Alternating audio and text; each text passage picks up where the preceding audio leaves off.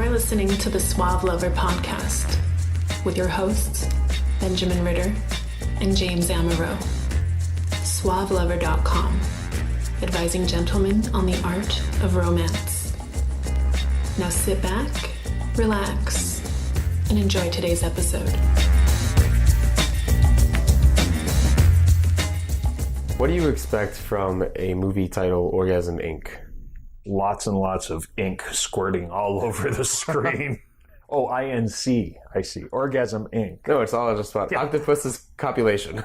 Very messy. I might think that they would talk a little bit about the corporate elements having to do with sexual health. I might think that because I watched the movie. Wait, you're telling me that corporations influence our sexual behaviors and our expectations, and not just the way that we think about what a healthy and happy relationship is, but the kind of drugs that we take. And the point, of course, that was made in the movie was the three biggest industries, this is about 5 years ago, in order of revenue are telecom and tech, energy, pharmacologicals, and drugs don't sell themselves. Somehow marketing or media or those large corporations can affect your own perspective on your sexuality. The highlight of this film, strongly recommend. It's a short film. It's about 1.25 hours, which is a pretty long sex session. Yeah, yes. And it actually is just one big rolling orgasm. I promise you an orgasm if you watch this film. It was great because the director was hired to do a research documentary and got interested in this FDA approval process involved in getting what has come to be known as the female Viagra. Which means that women get erections. Yes. What it means is women sprout penises and they become fully turgid. And it is this drug, they're calling it, branding it the pink pill. And what it does is it changes a little bit the brain chemistry of women. Again, statistically significant means that it'll happen, not guaranteed, like aspirin is guaranteed to do things in your body that are anti-inflammatory in nature. This isn't guaranteed like that, but what it supposedly does is changes your serotonin, your dopamine levels, so it might reduce inhibitions or anxieties associated with the sex act, which can then make you feel more desire, also known as pot. You can feel more desire, and that might lead to better lubrication, better sexual performance, and overall more orgasmic response. So they're calling it the female Viagra, but it has nothing to do with your below-the-neck physiology in any way. It's, hey, I got a lot going on in my life, and I need to quiet my head a little bit because your mind is what creates an orgasm. Well, it's and inhibits it, right? Yeah. I mean, it's sort of like, it's unfortunately, it's a mixed bag, and we would like to believe that there's a normalcy, I think, to how sex works. And the problem is there's so much variation that normal is hard to even define. Because even with male Viagra, yes, no matter, if your head's not in the right place, great, your body now can physiologically have an orgasm. Some roadblocks are taken away, your increased blood flow. But sometimes it just ain't gonna work. Well, first of all, you can have an orgasm soft as a guy. I mean, with the right stimulation and prostate orgasms, which I know nothing about, you can have an orgasm soft. What Viagra will do is it'll make you hard so that you can penetrate, so that you can get into that penis into vagina magic state that doesn't make anybody all the more happy. No, but isn't the penis and vagina the key to having sex? Clearly, there's something nice about it, or else we wouldn't do it. But so interesting in this movie. There was the older lady who seemed like almost like your grandma at a farm with her husband. She goes, "Oh, I can have orgasms just fine, just not while having sex with my husband. So I have to use masturbatory aids and things, and I feel so ashamed." And you have a conversation, it's like, there's nothing to be ashamed of. I mean, most people don't get off like that. A lot of people can figure out how, but the holy grail is to have just a fuck session where everybody comes buckets. And a magic pill that can make that happen. Because that's what you're supposed to have. If we are able to take a condition or a state or a mood and we can medicalize it, if we can medicalize it, we can prescribe things for it, and we can charge for it. And that is a big insight that this film points out. As a consumer, I keep coming back to this, buyer beware, caveat emptor. You must understand that none of this is a magic fix because you're probably not diseased. How to Start a Kinky Relationship by James Amaro is the definitive guide to successful alternative romantic relationships. The book has been called 50 Shades of Grey for Real People. Educational, informative, and irreverent, this book has something to offer anyone who is curious and sexually adventurous. Get your copy of How to Start a Kinky Relationship by James Amaro at Amazon.com or in select bookstores today. What did they call it? Female FSD. FSD. Female sexual dysfunction. Dysfunction. Which originated out of a soundbite during an interview. Okay. Because someone that was working on a male sex drug said that they were testing it on women. Yeah. And came up with a name for it. They were able to create a dysfunction, in this case, out of what is just a normal variation in sexual appetites. Like, hey, maybe you're in the wrong relationship. Yeah, right. Like, usually you start with the big picture and then work down to the genitals. But I think for these companies, this is really sensible capitalism, really good economics. In fact, I don't think it's a bad thing that there are these companies working on this, because some people will be happier with this. As the individual consumer, as the people who are on the other end of the speaker from us right now, because that's all I'm interested in, is trying to get an individual consumer to make a better decision. You know, the corporate structure that does this, God bless them. They can take as many stupid people's money as they're able to. But if you're making a decision as a female about what's wrong with you, let's suggest there's nothing wrong with you. First thing is you got to figure out what makes you happy and what kind of a sexual experience you want. As a guy, and you're with a woman who's got something wrong with her, I suggest there's nothing necessarily wrong with her at all. She just may not be into you. She may be really into you, actually, and she may not be self-accepting. Her body image may inhibit her. She may have hang-ups that are unaddressed. And the point is, if you can put it into a pill, you can prescribe it, they can make money. Whereas if you can discuss it and you can play with it and you can be accepting about it, you guys can have better sex. Now, they don't care if you have better sex. They do care if they make money.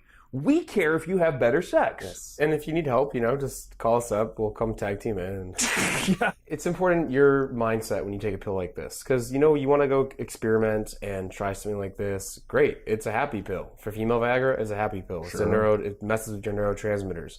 And male Viagra, it stimulates blood flow and assists with an erection. Sure. That's great. Because sometimes, I don't want to worry if I'm going to get hard on or not, or it's really late. Mm-hmm. And it's fun to experiment with if you don't overdo it. You don't rely on it, and you understand what it is. It is not the key to having better sex. It is a supplement at times to maybe try out while you're having sex, while you're having better sex, while you're focusing on your partner, or they're focusing on you, or you're figuring out what actually gets them off, because the pill isn't going to get them off. No. And Viagra actually makes it harder to get off. So what are we really aiming for? The pornography sex that we see, are we trying to match that, to have that mind-blowing romp session? Or are we really aiming to have a better connection with our partner? So we know, interestingly, that self-reported reasons for using Viagra or wanting to address erectile dysfunction, which is also its own dysfunction, in males is way more often not about sexual satisfaction. It's about wanting to perform well for their partner. So there's a certain kind of consideration as to the partner that you're with. A very good point they make in the movie. We think of it like this. Can't women get turned on? Especially as a guy who's always fucking half hard just when the wind blows, right? Sometimes. Are women's getting turned on? Can't women get turned on? What's wrong with it? Don't get turned on. It's like, think of friendship. A brilliant example using this. When you think of friendship, you don't think of, well, how many friend-like experiences have you had? No. You have an interaction with your friends. They bring it out in you. So too, attraction and desire is a kind of a coupling experience. Mostly, except for us. us pornographied males who can fuck anything with basically a figure eight going on, and we don't even have to have a personality behind it. Ideally, there isn't one, because that just gets in the way of all this chatter and clutter. So when we have this very reductionistic, pornified sex, or that's on our minds, it's easy to say, well, how come she's not turned on? Apart from me, without respect to any kind of a partner or coupling experience. How come she's not just basically built-in turned on? There's a reason for it. That is the reason for it. Why am I not turned on sometimes? That's where these pills come into play, and they're marketed at you to motivate you to make a decision that you need to take this pill. Yeah. And when it's actually just our mentality around sexual function, which is our issue. The pill's marketed as the solution, when in actuality, it's our mentality about sexuality, which is the real issue that needs to be worked on. I think it's even more fundamental that there isn't an issue. Even thinking of it as a problem is the problem. Even organizing your thinking around it as though there's a problem. Now, the drug companies are welcome to problematize, medicinalize, traumatize a mere experience. But what we're having, in fact, when we're in these sort of couples arrangements, aren't problems. We aren't experiencing problems. Now, problem-solving males that we are, we want to jump on it and problematize and fix the problem, which is just completely asinine. The way I think that we inhabit a sexual world is that there is natural, normal variation. I mean, I can't imagine how bad it must feel for the lady who was talking about she's got fucking 2 jobs and she's cleaning the house and she's got kids and she just doesn't want to be touched. She's had little hands on her all day. Well, what a non-sexual experience. But it's not a problem. It's a thing that she's going through.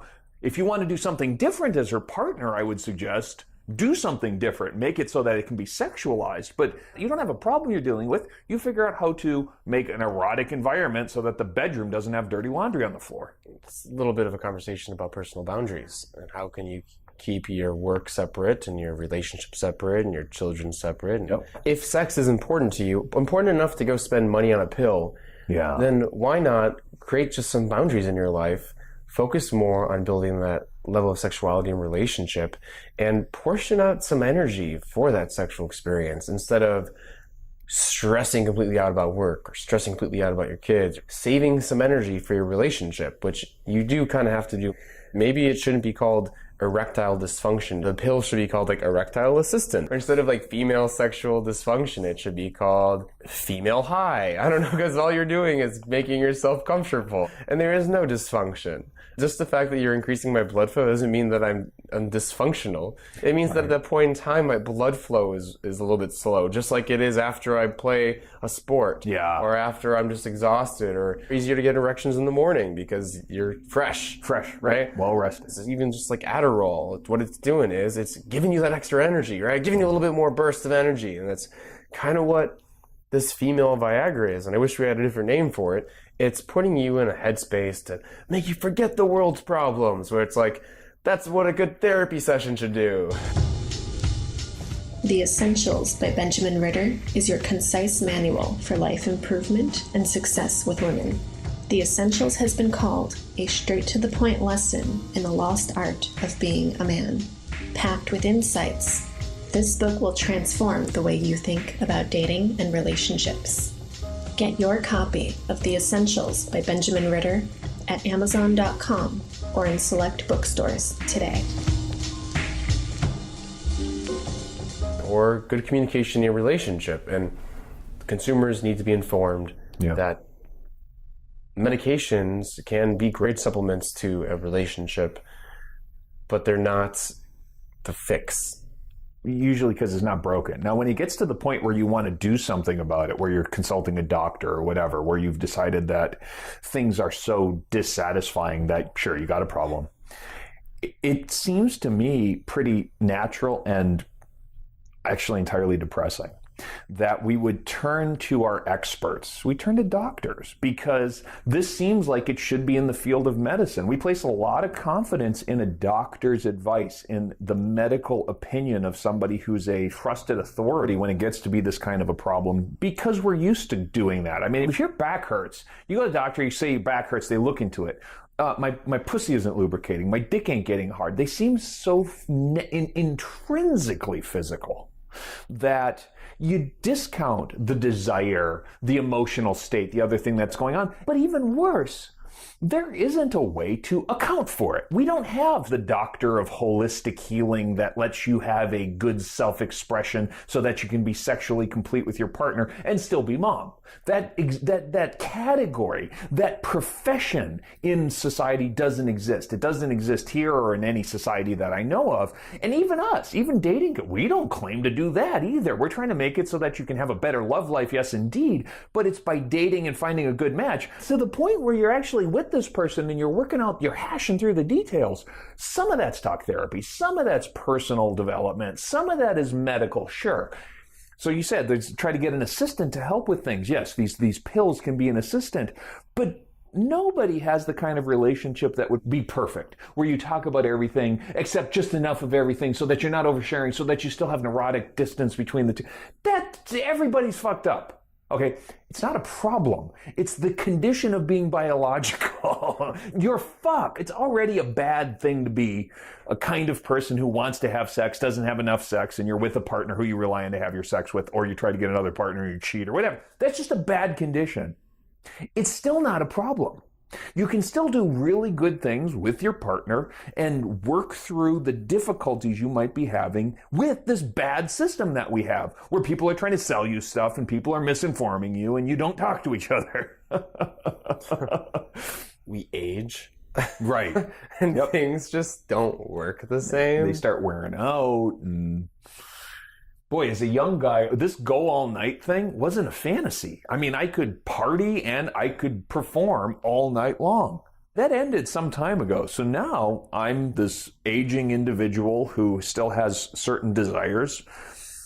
The girls that I'm with have said sometimes that they're not in the mood. Sometimes it's different. Boy, I used to just masturbate furiously. I mean, I know girls who are very sexual, right? I used to masturbate just furiously. This is sometimes I just don't care. It just doesn't, I don't even think of it. That's so weird. It's not so weird. I mean, how many women that I know or talk to don't even know some really basic things, such as the pill decreases sexual arousal, antidepressants decrease sexual arousal, stress, number one, right? Yep. Working out increases sexual desire, like basic things, instead of reaching for the medicine cabinet. It has this appearance of getting the job done, and this is the problem of medicinalizing the world that we live in. It used to be called shyness. Now it's called social anxiety disorder, and pickup artists will teach you how to overcome your social anxiety disorder with what is basically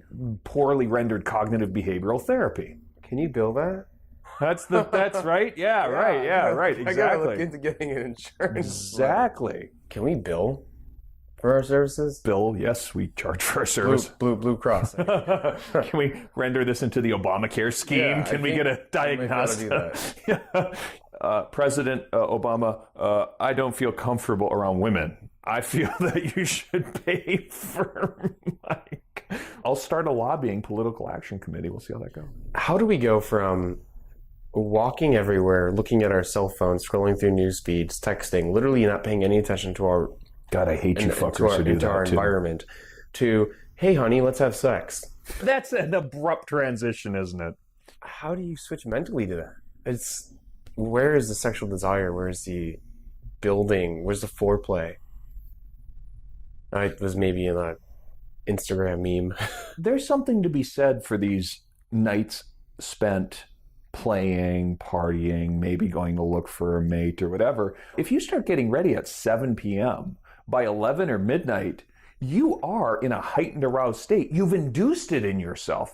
And let's be clear, shamans have been doing this for thousands of years. This is something that the nightclub industry has learned to isolate and charge us by the drink for. often with a cover charge. I mean, people are into the idea of increasing arousal for a fee. We're used to being in an environment where an altered state, an aroused state, is something we have to come into. We don't sort of push a button and turn it on. And I think it's extremely easy when you've spent some time with a partner. I mean, my longest relationship was 10 years. And after a while, I wish it was a goddamn push button. I don't want to sit there and warm this engine up because I've done it so many times. I got shit to do. I want to fuck. I want to get on with my life. You wish you didn't have to warm the damn oven every fucking time you wanted a fucking turkey. Because I have these turkey cravings. Yeah, that's right. It's like, sometimes I just want to get off. I don't want to wait for the water to boil. I didn't give the time for the water to boil, and I'm like, why isn't this water boiled? I wish I would have known as a younger person who was trying to boil water to get the turkey to come quicker or whatever it was I wish that I would have better integrated and introduced my fantasies and my arousal mechanisms back into the relationship. I do that now, but at the time I was like, oh, the really dirty stuff that I really get off to, I somehow have to keep a secret or whatever. No, the dress-up shit was great. She would bring that out every once a year. Kind of wish it would be more often. And those kinds of things were things that was my hang-ups. I was dealing with my hang-ups, and it did, in fact, affect everything below the neck in the long run, actually, for both of us. And that was because of the stuff that was unworked through and unresolved. So I'm going to make this claim, and I think the evidence is pretty good.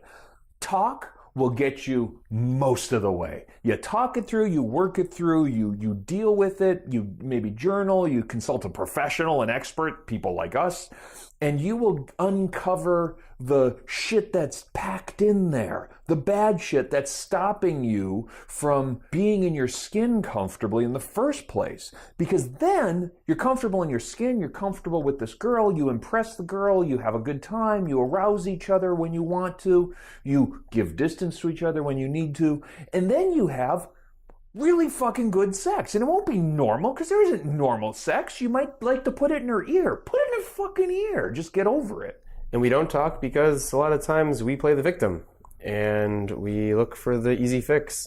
We got a lot of people telling us that there's an easy fix. Viagra did something. It made it so that the problem could be isolated to a prescription, to a medical issue. And that's a real shame, because now people are getting hard, but a lot fewer people, I think, are overall happy. So is there a negative side effect other than probably dependency of female Viagra? For the female Viagra, I don't think so. When they were looking at that testosterone and estrogen, there were physiological implications. Well, I can see potentially depression. Okay. From a neurotransmitter. Sure. And for men, you're really going to want to wish you talked to your partner when you're getting an injection in your penis, because it's been hard for longer than 4 hours. Yeah. No, if you're going to suck start that thing, it should be like a release valve behind the balls, right? Because that'll work for me. You tickle behind the balls, it'll turn that thing right off. That'll work. You have been listening to the Suave Lover podcast. Visit suavelover.com to become the kind of man that women crave.